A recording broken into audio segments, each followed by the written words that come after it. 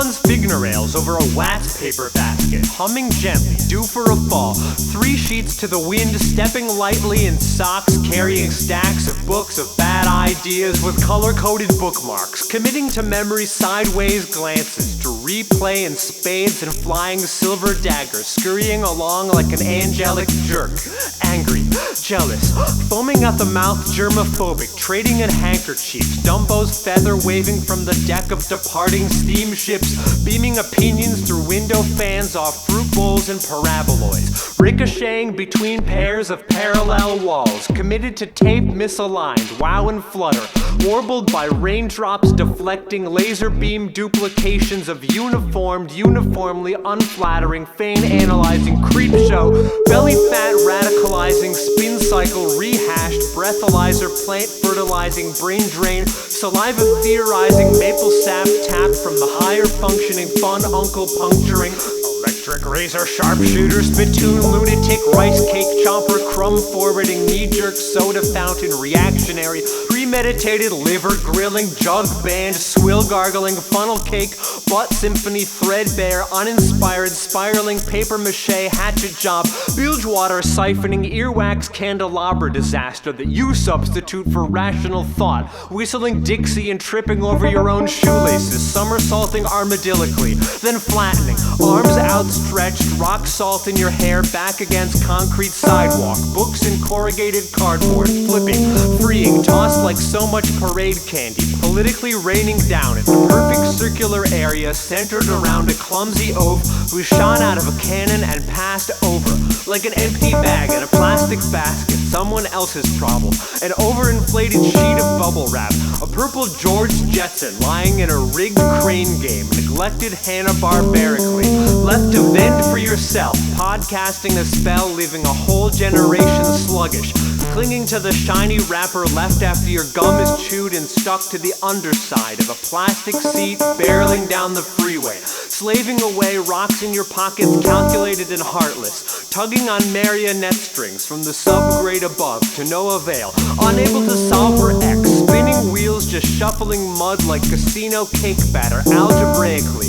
your name tag, ball and chain obtained through theft, purchased the freeway, doubled over, hand-wringing, guilty as charged, radio static, swords jabbing in unison, in ballet tights and disc jockey regalia, regurgitating rotationally, advice columnist scrambled as photography, lunch meat, inedible shellac attack, sliding down mountainside pasta, incompetent peeing while standing for toothbrush fires and American cheese, handling money, germ-ridden, salad spun and burnt to a quip, a catchy joke, scoring a point for the opposing team shot out of a stadium in capri pants on the Isle of Man in the fire department, lying through your teeth on your stomach with your hands covering your rear, waiting for your Panamanian girlfriend to bring you a towel swiped from a Pan Am Jet's retro bathroom by maniacs kept on retainer in law offices off coast, remarking on affairs outside of business, burying bloodied footballs colored to look patriotic, parroting back forgotten campaign slogans heroically forgoing water, putting people first, black and white and red, cliffs of Dover slinging sacks of pamphlets on a bridge half built or tomorrow's valley, playing 3-card Monte on the water table, controlling substances, altering substantially, responding to substandard, unsubstantiated submarine rumors, swirling drain-like, hardening, clogging highways and byways, listening rock-like, dethroned in a throughway rest stop, gunked up as the rest of us, wrestling uncontrollably, steamrolling perennial geraniums, permeating herniated disc jockeying for position atop minivans, caravanning, driven apart and driven back together by 6 vain caregivers, outmuscled and outranked gunning it towards 6 Flags over Flushing, expanding and contracting hepatitis and droning on experimentally, busking on train platforms, emphatically cawing improvised manifestos, festering, mentally reaching in crane games and flapping your wings disapprovingly and waiting, impatiently waiting, toe-tapping, coughing theatrically, agonizingly waiting, antagonizing passengers, shaking quarters and solo cups, rhythmically staring at pocketbooks, waiting for acknowledgement. And that acknowledgement comes in the form of formal complaint or poet laureate shortlist appointment deliberately withheld for political ice forming crystalline, dripping to melt, scummy and puddling, backpack pedaling a specially rigged gambling steamboat retracing its steps upriver, untangling vine apples dislodged falling on bystanders by standards spewing vitriolic, stifling, preordained, shrapnel-filled constrictive criticism, ripping up cardboard and particle board recycled majestically into BK crowns your prearranged off-the-cuff banter and stage-managed heckler taming your helper taking in more per hour than donations allowed for writing tickets and sermonizing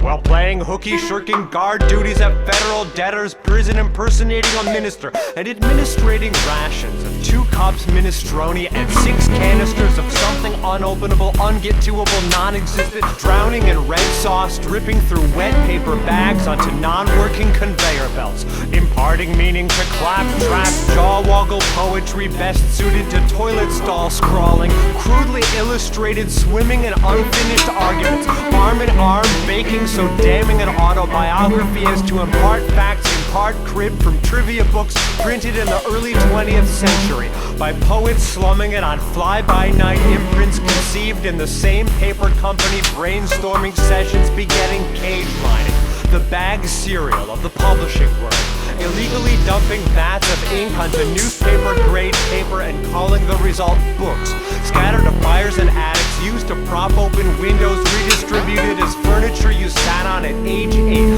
sipping Capri Sun and fanning yourself with a book fair leaflet, defaced with erasable blue ink circling the lowest of lowbrow kidlit to steal from your classmates though your mother would have gladly shelled out for it, her back broken lifting your goof-ass body off too many sidewalks, stepping on cracks and tripping predictably, squirming, dazed on Monty Avenue, your backpack torn, an earmarked copy of the only young adult novel with fart right in the title, face down on the strip of grass between the sidewalk and Capri Street, TGIF, enjoy the weekend sharpening pens, ruining your jeans, hurling rotten vine apples into the sea, and boring yourself at your father's getaway camper he gets away with illegal dumping and not much else. Your impressionable mind doing an impression of a mime and broadcasting silence down its every available line of communication with your body, leaving your legs and arms no choice but to improvise, pounding inane ham-fisted rhythms into kitchen appliances, never retreating from danger or hot surfaces,